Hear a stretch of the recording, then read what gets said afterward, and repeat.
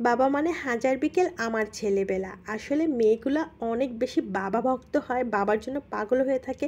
বাবার যেদিন ছুটি থাকে সেদিন তো আরিশাকে খুঁজেই পাওয়া যাবে না। আরিশা কোথায়? বাবার কাছে। বাবার কাছে গোসল, বাবার কাছে খাওয়া, সব কিছুতেই বাবা। ওষুধটা খেতে গেলেও বাবা বাবা বাবা। আমি মাঝে মধ্যে অনেক বেশি বিরক্ত হয়ে যাই। সো হ্যালো এভরিওয়ান, কেমন আছেন সবাই? ওয়েলকাম করছি সানজোর টুকিটাকি থেকে। আমি সানজিদা। আসসালামু আলাইকুম। সেদিন আরিশার বাবার ছুটি থাকার জন্য আরিশাকে নিয়ে একটু বাইরে গেছিলাম। তার পরের দিনের ভিডিও এটা। সকাল থেকেই শুরু করছি। আমি সকালেই উঠে রান্না করা শুরু করে দিয়েছি। আমরা দুপুর এবং সকাল দুটো একসাথেই রান্না করি। আর এখানে উস্তেটা ভাজি করেই নিচ্ছিলাম। আর উস্তের ভিতর চিংড়ি মাছগুলো একটু বড় বড় করেই দিয়েছিলাম। বড় ছোট সব কিছু মিলায়ে আমি উস্তেটা ভাজি করে নিচ্ছি। আমার উস্তে যেভাবেই রান্না করা হোক না কেন খুবই ভালো লাগে। সকালবেলা গরম ভাতের সাথে উস্তা হলে তো আমার আর কোনো কিছুই লাগে না। অনেক অনেক মজা লাগা। আর এই তো রান্নাবান্নার ফাঁকে আমি এখানে এসে একটু আইসক্রিম খাচ্ছিলাম।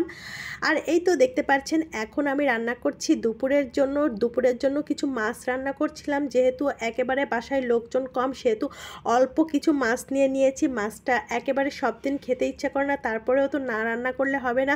মাঝে মধ্যে একটু অন্য কিছু চিন্তা করি, কিন্তু আর হয় না। সেই মাছ মাংস দুটোর একটা থাকতেই হবে। আর এখানে চিংড়ি মাছ দিয়ে মূলা রান্না করছিলাম।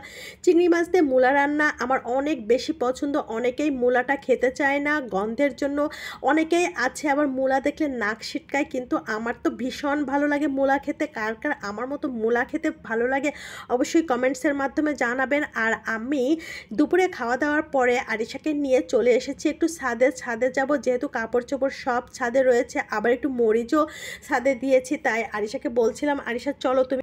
ও তো নাচন বুড়ি, একবার বলতেই সে একেবারে রেডি হয়ে বলছে মাম্মা চলো চলো তাড়াতাড়ি। এই তো আমরা চলে এসেছি। আর এখানে দাঁড়িয়ে দাঁড়িয়ে লিফটের জন্য ওয়েট করছিলাম।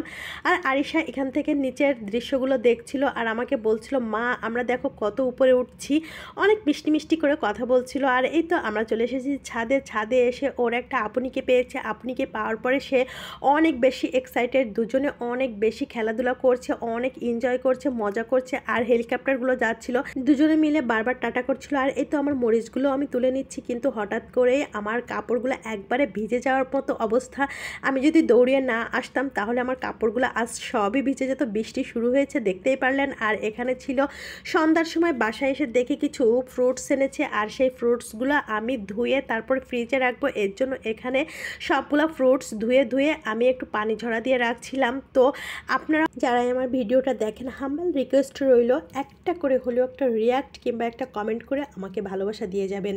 যাই হোক, অনেক কথা বলে ফেললাম। আর যারা কিনা আমার ভিডিওটাতে সাইলেন্ট দর্শক হিসাবে প্রতিনিয়ত ভিডিও দেখছেন কিংবা কমেন্ট করছেন না, তাদের কাছেও রিকোয়েস্ট রইল একটা করে রিয়াক্ট অন্তত দিবেন। আজকের মতো এখানেই শেষ করছি। কথা হচ্ছে নেক্সট ভিডিওতে। আল্লাহ হাফেজ।